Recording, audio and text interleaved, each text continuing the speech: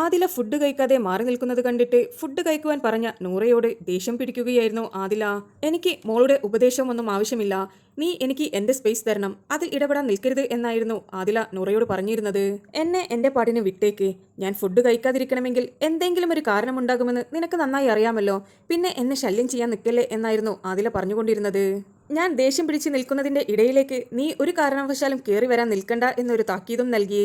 ഇനി ആരെങ്കിലും ഞാൻ ഫുഡ് കഴിക്കുന്നില്ലേ എന്ന് ചോദിച്ചു കഴിഞ്ഞാൽ അതിന്റെ ഇടയിൽ കയറി അവൾ കുറച്ചു കഴിഞ്ഞാൽ കഴിക്കും എന്ന് പറഞ്ഞ് സോൾവ് ഒന്നും ചെയ്യാൻ വേണ്ടി നീ നിൽക്കണ്ട എന്നായിരുന്നു പറഞ്ഞത്.